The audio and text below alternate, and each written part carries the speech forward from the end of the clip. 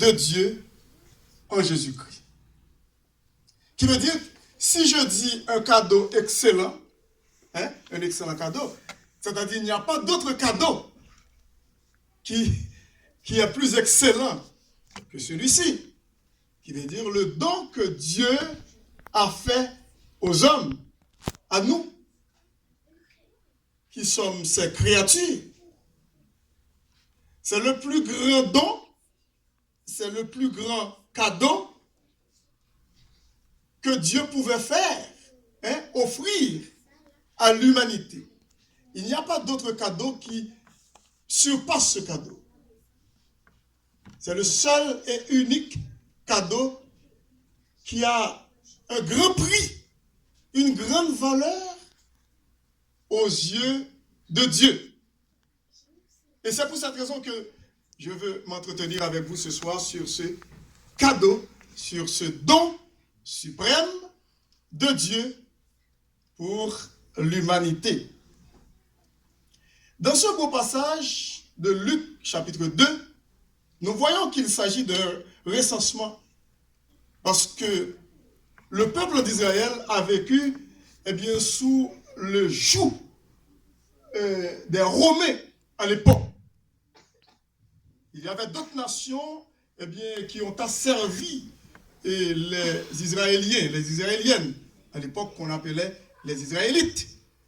Mais ce thème a vieilli avec le temps et puis on a adopté Israélien, Israélienne, à la place de Israélites. Eh bien ici, il s'agit des Romains.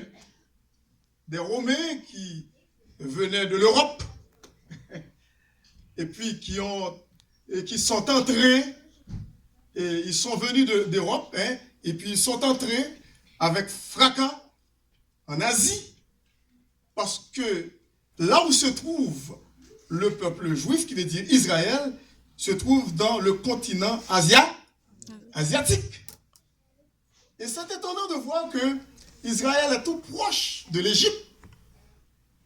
Quelques jours pour aller en Égypte. Et puis, même pas. Alors, l'Égypte se trouve dans le continent africain. Pourtant, Israël, c'est dans le continent asiatique. Alors, c'est intéressant de voir ça. Mais, les Romains sont venus un peu plus loin. C'est de l'Europe pour entrer en Asie. Eh bien, ce sont les Romains qui gouvernaient à l'époque la Palestine. Il dit, en ce temps-là, parut un édit de César Auguste. C'est pour cette raison que le nom de César Auguste, on se fait entendre ici dans ce texte. On dit, ordonnant un recensement de toute la terre. Mais il faut bien comprendre qu'est-ce que Luc voulait dire. Parce que Luc dit toute la terre, mais il ne faut pas prendre ça à la lettre comme toute la terre, qui veut dire c'est l'Europe, l'Asie, l'Afrique, l'Amérique et l'Océanie. Il ne faut pas le prendre comme ça, parce que c'était seulement le monde connu. D'alors, le monde connu à l'époque. Il dit c'est le bassin de la Méditerranée. Alors, ce bassin de la Méditerranée, il y avait pas mal de pays. Il y a l'Israël, il y a aussi la Grèce, il y a l'Italie, la France aussi, et la Syrie. Il y a toutes sortes de pays qui sont au contour, aux alentours qui veut dire de cet endroit-là. Alors, Luc parlait de toute la terre, mais toute la terre habitée et connue de cette époque. Il ne faut pas associer l'Amérique avec. C'est le nouveau monde. Vous êtes là? Alors, on dit, ce premier recensement eut lieu pendant que Quirinius, alors ce nom nous fait comprendre que ce n'était pas un juif, parce que cette consonance-là, ce qui veut dire, ce nom, c'est un Italien, un Romain, Quirinius. Alors, Quirinius était gouverneur de Syrie. Vous voyez? Ils sont partis de l'Europe pour venir gouverner la Syrie. Tout près d'Israël, tout près de l'Égypte. Tous allaient se faire inscrire chacun dans sa ville, pour qu'il n'y ait pas d'attroupement, de manifestation quand on voulait prélever des taxes, des impôts sur ces gens-là, et puis c'est comme si c'est pour déconcentrer ces gens-là et dans la capitale, en Jérusalem, pour les envoyer dans leur ville natale. On essayait un petit peu de décentraliser pour ne pas avoir trop de problèmes d'attroupement ou peut-être des manifestations qui pourraient mener à une décadence de l'Empire romain. Alors c'est pour cette raison qu'on envoyait des gens pour aller se faire inscrire dans leur ville natale. Tous allaient se faire inscrire dans chacun de sa ville. Joseph aussi monta de la Galilée, dans le nord d'Israël, de la Galilée, de la ville de Nazareth, parce que Nazareth se trouvait en Galilée, pour se rendre en Judée, dans le sud. Vous êtes là? Pour se rendre en Judée, dans le sud. Quand même, c'est un bon petit voyage, un bon trajet, une belle distance. Parce qu'à l'époque, il n'y avait pas de véhicule motorisé. Alors il dit, dans la ville de David appelée Bethléem. Bethléem en hébreu signifie maison du pain. Baït en hébreu signifie maison, c'est ça, Baït maison. Et Laham signifie pain. Alors maison du pain. Pourquoi? Parce qu'à Bethléem, on cultivait beaucoup de blé. Vous êtes là? On faisait du pain. Il y a beaucoup de blé. Bon, c'est ça. Rachel habitait dans ces endroits-là. Boaz, Boaz, vous connaissez bien. Et bon. Alors on dit, pourquoi? Parce qu'il était de la famille, de la maison et de la famille de David, afin de se faire inscrire avec Marie, dans ce recensement-là, sa fiancée, qui était enceinte. Il faut bien comprendre quand on dit sa fiancée, parce qu'à l'époque, je ne sais pas si jusqu'à maintenant, mais à l'époque, quand un juif s'est fiancé avec quelqu'un, c'est comme un mariage. Rien ne peut défaire cette fiançaille. À moins qu'il y ait un pépin, qui veut dire pas juste un petit pépin, mais un problème grave. S'il y a de l'infidélité, alors c'est comme un mariage. On ne peut pas rompre la fiançaille en Israël. Aujourd'hui, les gens de notre époque, écoute, quand on se fiance, c'est comme si c'est de rien. Mais à l'époque, une fiançaille, c'est l'antichambre d'un mariage. Vous êtes là? Mais oui, c'est une promesse valable, tout comme le mariage. Alors, c'est pour cette raison qu'il est dit ici, afin de se faire inscrire avec Marie, sa fiancée qui était enceinte. Alors, disons que ce n'est pas Joseph qui l'a mis enceinte. Bon, on dit que pendant qu'ils étaient là, le temps où Marie devait accoucher arriva et elle enfanta son fils premier-né. Premier-né. Alors, cela veut bien dire que Jésus-Christ avait d'autres frères et sœurs, nés de Marie et de Joseph. Mais Jésus se trouvait être le fils premier-né. Vous êtes là? Le fils premier-né. Ce n'est pas le fils unique de Marie, mais le fils premier-né. C'était le plus vieux de la maison. Il y a une religion qui parle que Jésus-Christ n'avait pas d'autres frères et sœurs, mais c'est faux. Jésus-Christ avait des frères et sœurs, qui grandissaient avec lui, à Nazareth, en Galilée. Mais lui, il était né avant ses frères et sœurs, par l'opération du Saint-Esprit. Au verset 7, et elle emmaillota, et elle l'emmaillota et le coucha dans une crèche, parce qu'il n'y avait pas de place pour eux dans l'hôtellerie.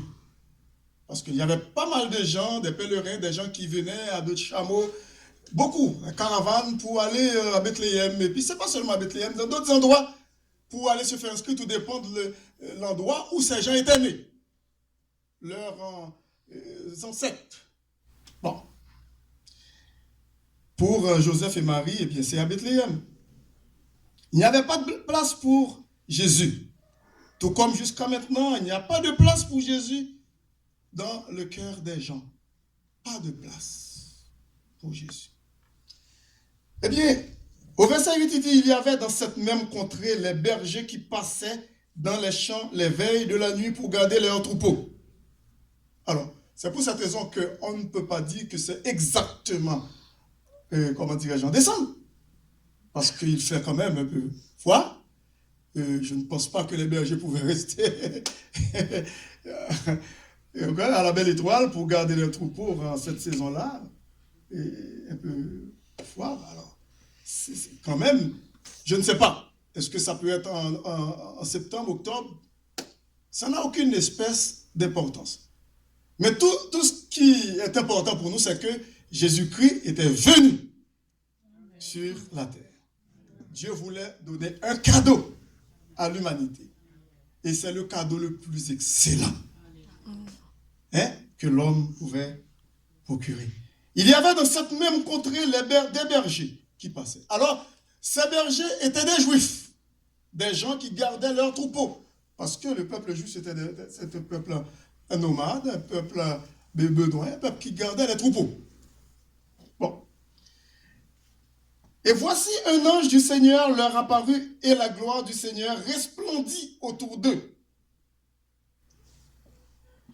Ils furent saisis d'une grande frayeur, c'est tout à fait normal, c'est un être mystérieux qui apparaît pour eux. Ce qui est important ici pour la célébration de la Noël, pour les gens est-ce qu'ils ont peur de fêter Noël? Est-ce qu'ils doutent de fêter Noël? Est-ce qu'ils ne veulent pas fêter Noël parce que peut-être leur conviction religieuse ne les permet pas de le faire? Ou peut-être ils ne trouvent pas le mot Noël, N-O-E-L, noir sur blanc dans la Bible? Est-ce que c'est pour cette raison? Peut-être.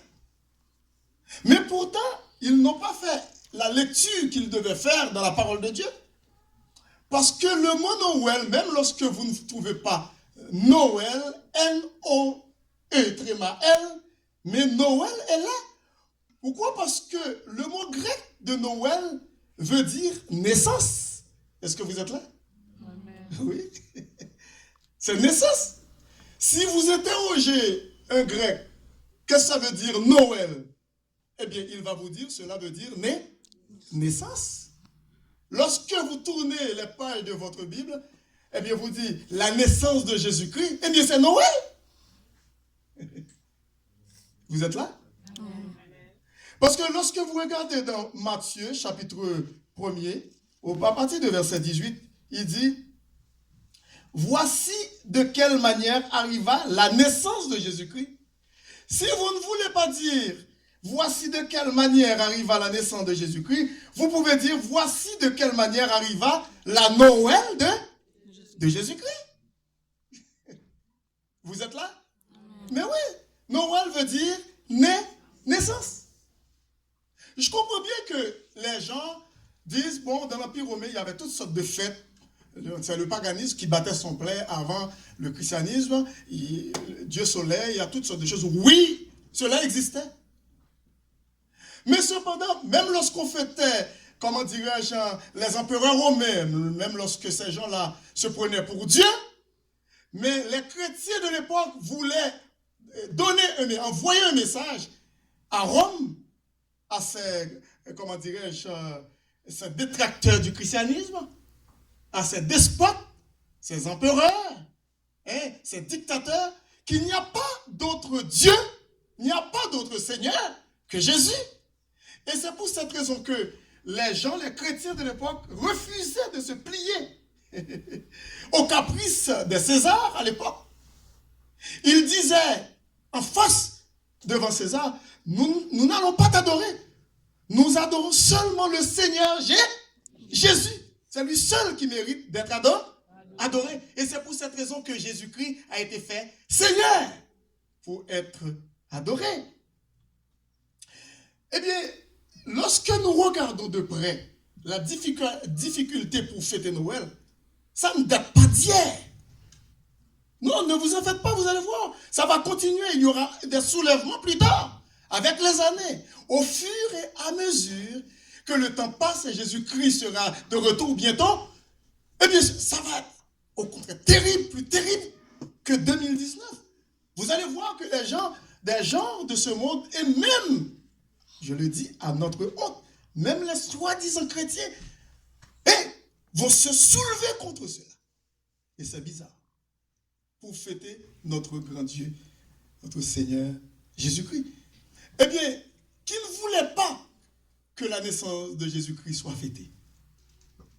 Tout d'abord, c'est Hérode. Vous vous souvenez?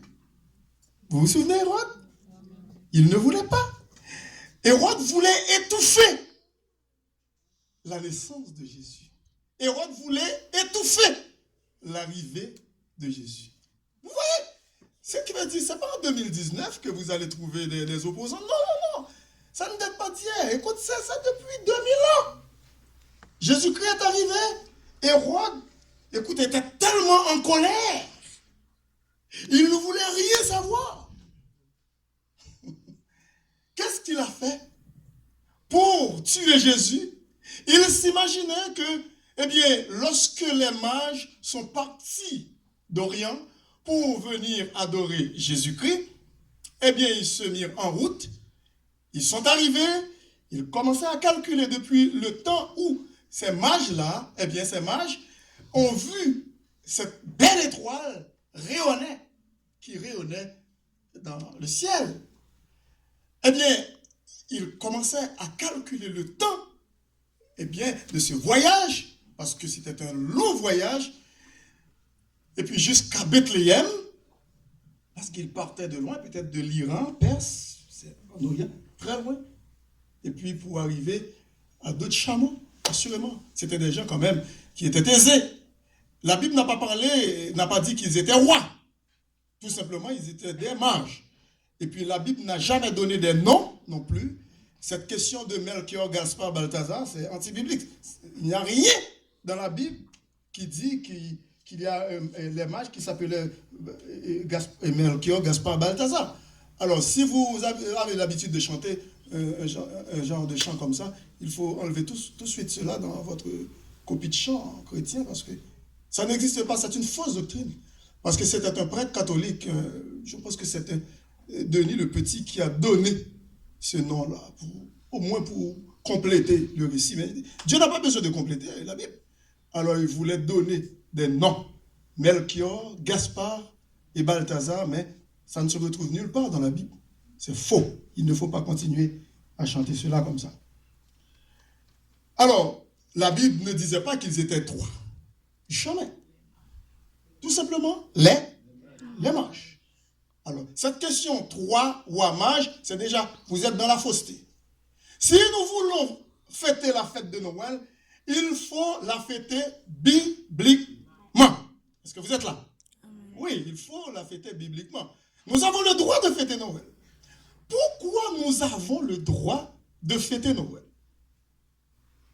La première autorisation que Dieu nous donne de fêter Noël, et c'est dans Luc chapitre 2, à partir du verset 9, nous allons voir. Suivez-moi à la lettre. Pas à pas, vous allez voir. Le verset 9 dit, « Et voici un ange du Seigneur. » Voilà. Le visiteur angélique qui va arriver dans le décor. Et c'est la première fois que la Noël va être fêtée sur la terre. Après, ça va suivre. Mais avec beaucoup de persécutions. Au point que les premiers chrétiens ne pouvaient pas, parce qu'ils se cachaient dans les catacombes, dans les grottes. Parce qu'Hérode ne voulait pas.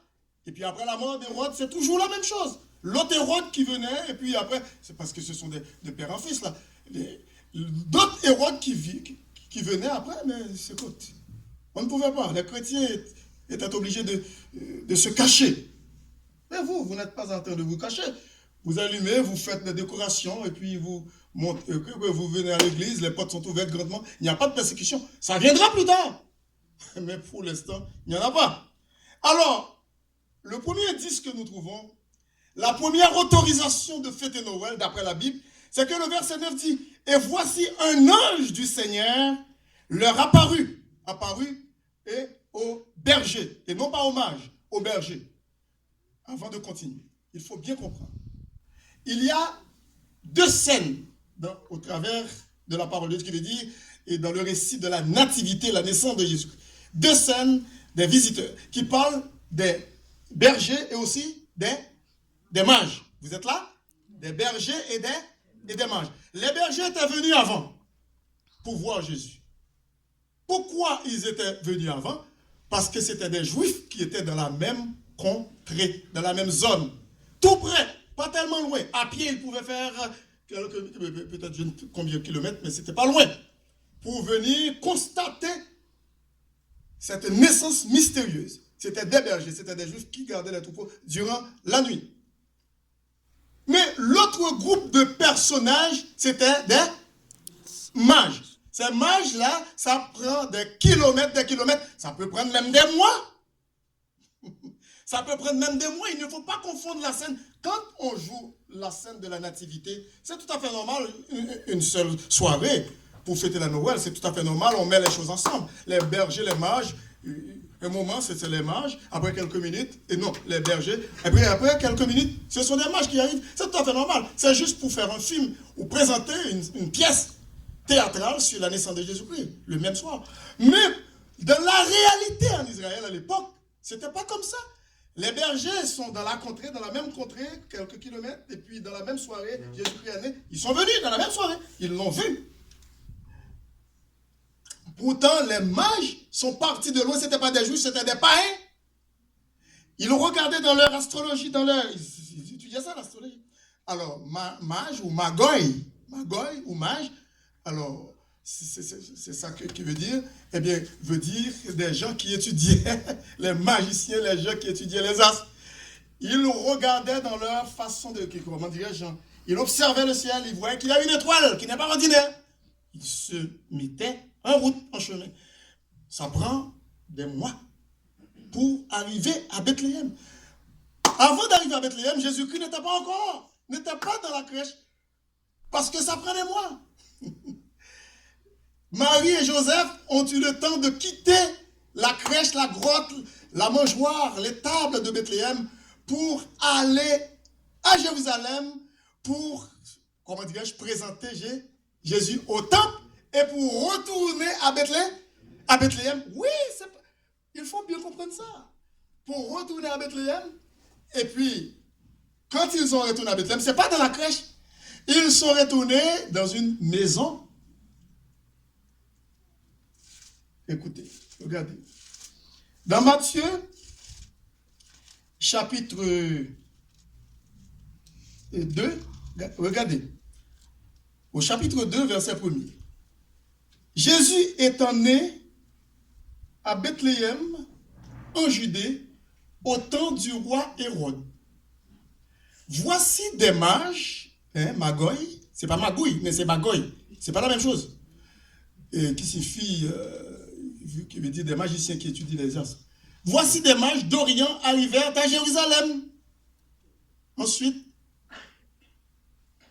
et dire, où est le roi des Juifs qui vient de naître? Car nous avons vu son étoile en Orient et nous sommes venus pour l'adorer. Et puis, ensuite, il dit, le roi Hérode, ayant appris cela, fut troublé et tout Jérusalem avec lui. Qu'est-ce qui s'est passé ensuite? Il assembla tous les principaux sacrificateurs et les scribes du peuple et il s'informa auprès d'eux. C'était pas un imbécile. Il s'informa auprès d'eux. Et où devait naître le Christ?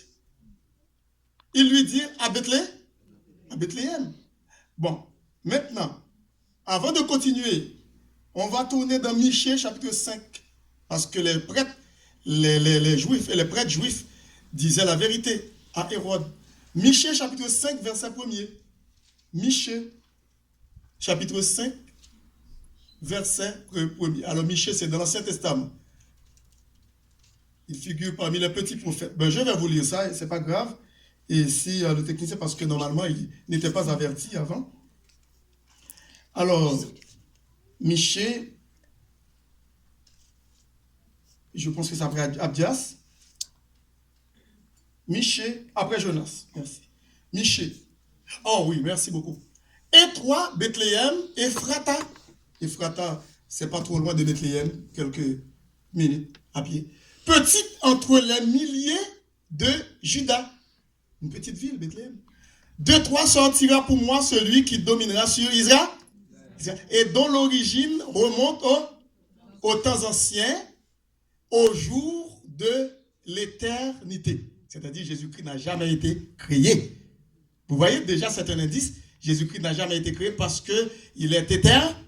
Mais oui, parce que dont l'origine remonte aux temps anciens, au jour de l'éternité. Ça parle de Jésus-Christ. Et toi, Bethléem. Alors, on retourne dans Matthieu chapitre 2.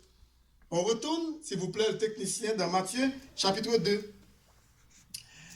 Il dit, Jésus étant né à Bethléem en Judée au temps du roi Hérode, voici des mages d'Orient arrivaient à Jérusalem et dirent, où est le roi des Juifs qui vient de naître? Car nous avons vu son étoile en Orient et nous sommes venus pour l'adorer. Il assembla. Maintenant, le roi, ayant appris cela, fut troublé et tout Jérusalem avec lui parce qu'il ne voulait pas partager son royaume, sa royauté avec quelqu'un d'autre. Et puis, qu'est-ce que ça? Il assembla tous les principaux sacrificateurs, des experts dans la loi de Moïse, dans la parole de Dieu aussi. Ces gens-là sont étudiés, ce sont des experts. Alors, il s'assembla tous les principaux sacrificateurs et les scribes du peuple et il s'informa auprès d'eux où devait naître le Christ. Ils lui dirent à Bethléem, en Judée, car voici ce qui a été écrit par le prophète. Quel prophète? Oui, Michée, nous venons de lire. Michée, à peu près 700 à 800 ans avant Jésus-Christ, contemporain d'Ésaïe, à peu près 700 à 800 ans avant que Jésus-Christ arrive. Et toi, Bethléem, terre de Juda, on venait de lire, mot pour mot, c'est ce qu'il a. Il dit, tu n'es certes pas la moindre entre la principale ville de Juda. C'est le Nouveau Testament maintenant qu'il donne. Ce sont des prêtres qui instruisirent Hérode. Car de toi sortira un chef qui paîtra Israël, mon peuple, et dont l'origine remonte aux temps anciens, au jour de l'éternité. Alors, le verset 7 dit alors, Hérode fit appeler en secret les mages et s'enquit soigneusement auprès d'eux. Depuis combien de temps l'étoile brillait? Ça, c'est la deuxième question d'Hérode. Vous voyez? Pourquoi? Parce que Hérode a un dessein. Il a un mauvais dessein dans son cœur pour tuer Jésus. Et puis, c'est un hypocrite. Vous allez voir. Alors, maintenant, c'est quoi la réponse?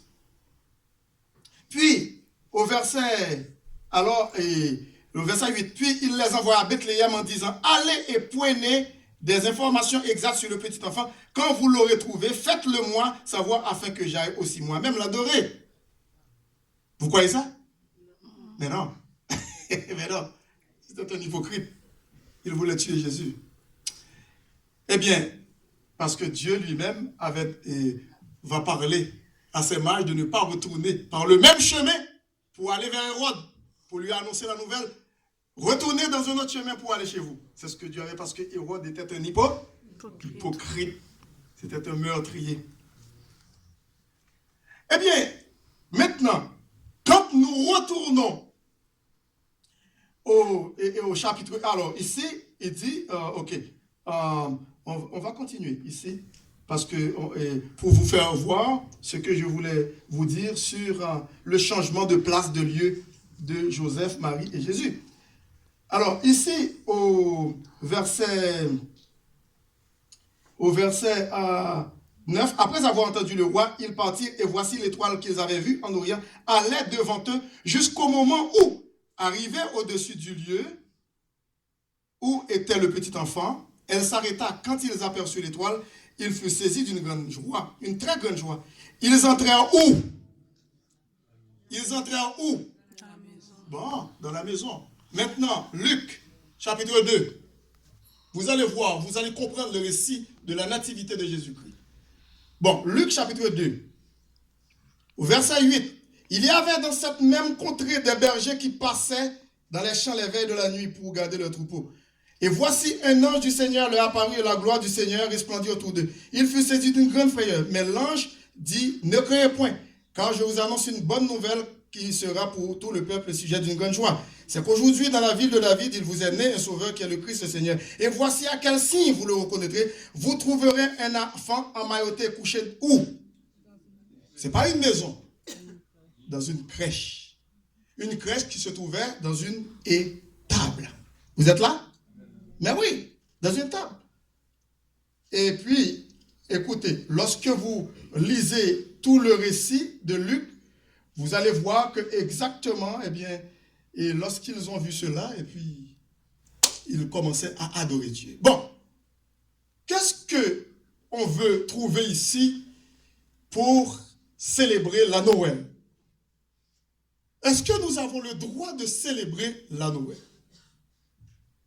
Est-ce que nous avons le droit de célébrer la Noël? Oui ou non? Oui. Oui. Pourquoi nous avons le droit de célébrer la Noël? Parce que lorsque les bergers étaient dans leur champ ou dans le champ pour garder les troupeaux, il y avait une visite. Et qui a envoyé ces anges annoncer la naissance? Qui a envoyé cet ange annoncer la naissance? C'est Dieu. C'est pas Pasteur Level parce qu'il n'était pas là. Ça fait 2000 ans de cela. C'est Dieu lui-même qui a envoyé parce que les anges doivent exécuter l'ordre que Dieu les donne. N'est-ce pas?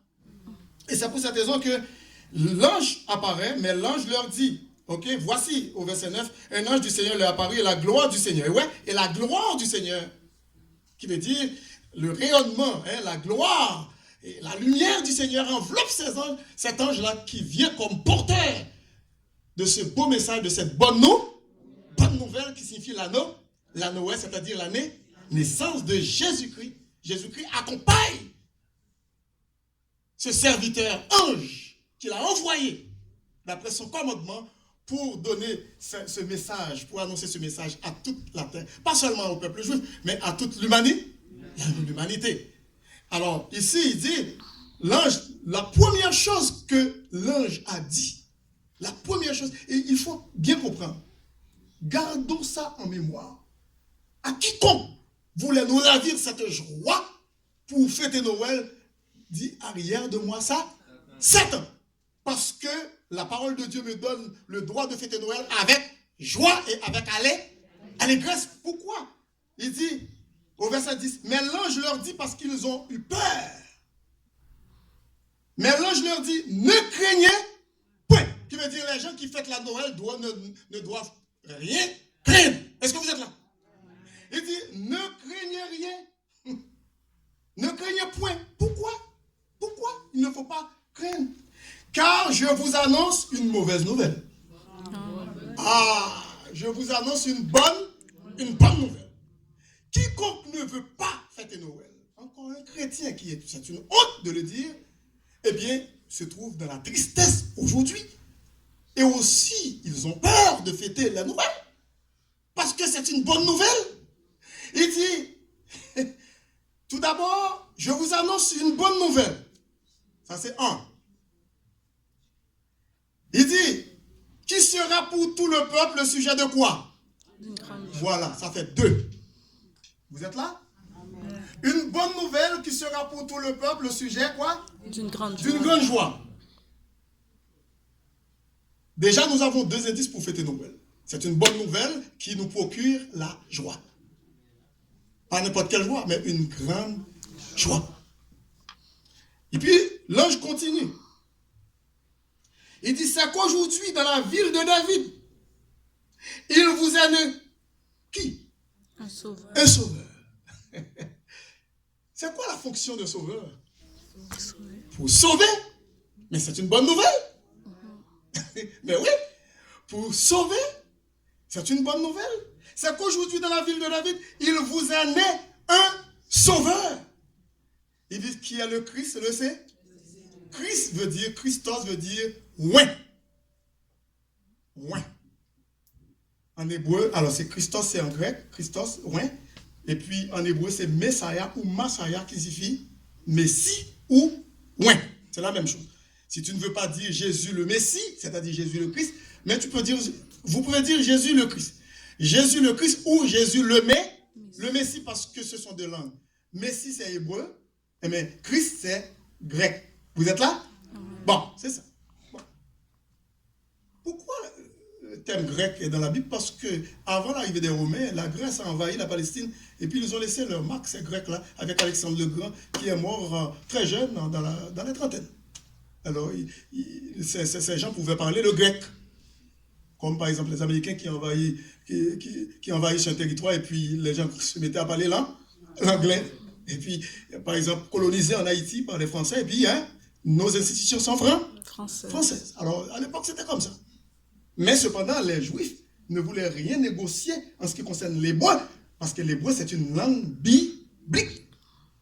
Oui, ils apprennent le grec, l'apôtre Paul parlait le grec, pas de problème, et puis c'est un grand savant, mais cependant, ils étaient jaloux de sa langue hébraïque, l'hébreu. Ils ne rejetaient pas l'hébreu au profit du grec, non. Pas comme certains Haïtiens qui préfèrent parler seulement l'anglais, et puis ils parlent avec leurs enfants l'anglais, mais puis les enfants n'apprennent pas le créole, ou parlent le français, et puis pas de créole. Non, c'est pas bon. Je n'ai pas besoin d'entrer dans les détails, mais c'est pas bon.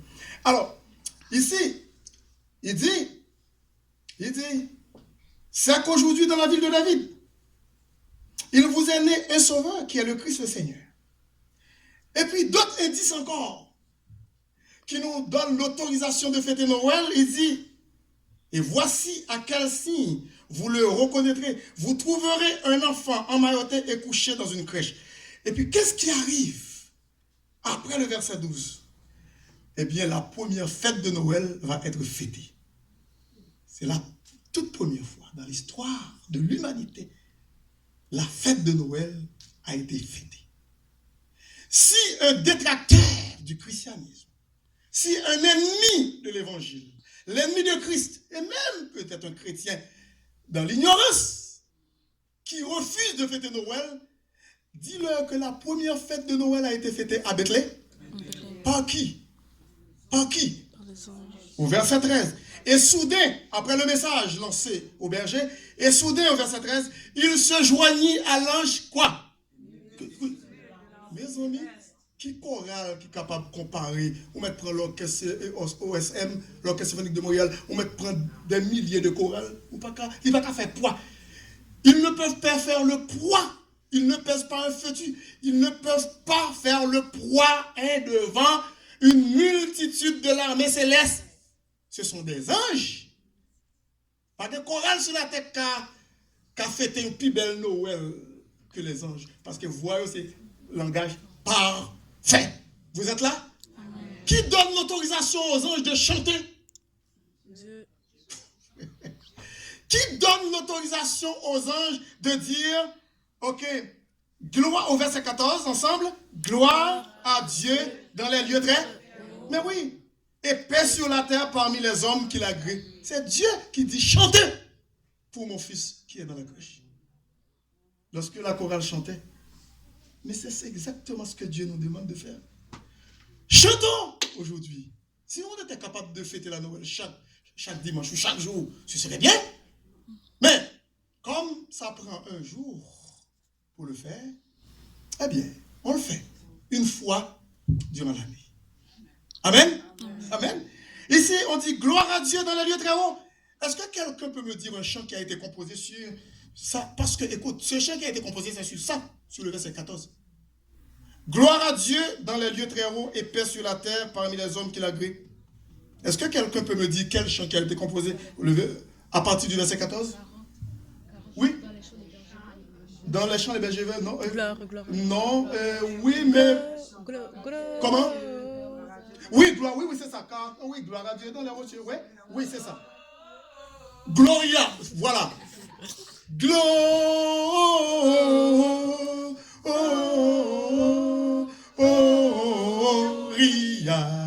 in excelsis Deo. Gloria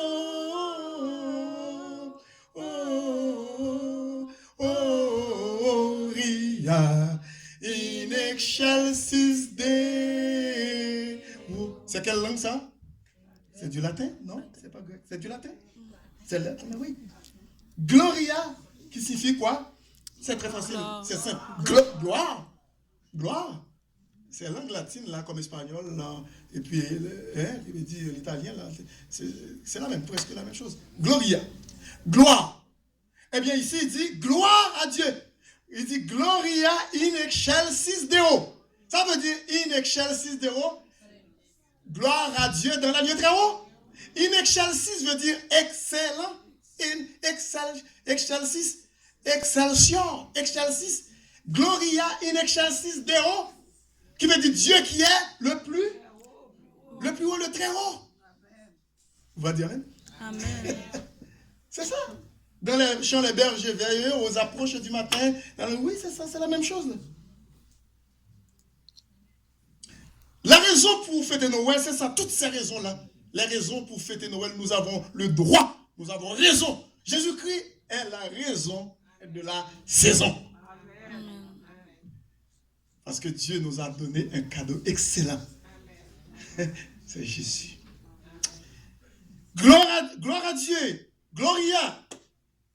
Gloria in excelsis Deo. Deo, c'est Dieu. Hein? Deo. Dans les lieux très hauts. Et paix sur la terre. Parmi les hommes qui l'agréent. Et paix sur la terre. Il y a une traduction qui dit et paix sur la terre aux hommes de bonne volonté. Ce n'est pas tellement trop bien dit. Mais ici, cette version nous fait comprendre, c'est mieux. Il dit, et parce que nous n'avons pas de bonne volonté. Ce n'est pas notre bonne volonté qui va nous aider à approcher de Dieu. Mais c'est plutôt ce que Dieu agrée. Gloire à Dieu dans les lieux très hauts et paix sur la terre parmi les hommes qui l'agréent. Alors, avant de terminer, d'autres raisons encore qui nous poussent à fêter Noël, c'est qu'après cette annonce, après, comment dirais-je, cette grande chorale de l'univers, la plus grande chorale que le monde n'a jamais connue, la multitude de la céleste, la multitude des anges, et qui ont chanté la naissance de Jésus-Christ, qui veut dire qui ont fêté Noël, la première fête de Noël à Bethléem. Eh bien, maintenant, les anges disent, mais les anges vont dire, nous allons voir. Nous allons voir. Qu'est-ce qui est arrivé? Les bergers se dirent les uns aux autres, allons jusqu'à Bethléem et voyons ce qui est arrivé, ce que le Seigneur nous a fait connaître. Eh bien, ils y allèrent en hâte pour certifier vraiment, est-ce que c'est vrai, c'est comme ça? Eh bien, c'était quelques kilomètres, c'était pas tellement loin de leur pâture.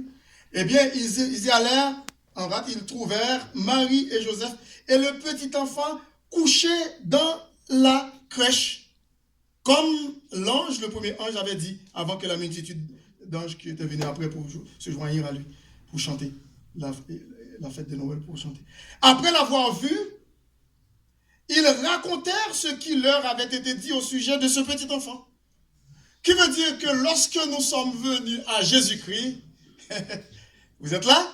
Nous avons accepté Jésus-Christ dans notre cœur. C'est vrai, les gens de ce monde ne veulent pas recevoir Jésus-Christ dans leur cœur. Eh bien, tout comme à l'époque de Jésus-Christ, il n'y a pas de place dans le cœur des gens. Eh bien, ces bergers ont ouvert leur cœur et puis ils commençaient à être des témoins de la naissance, les témoins oculaires de la naissance de Jésus.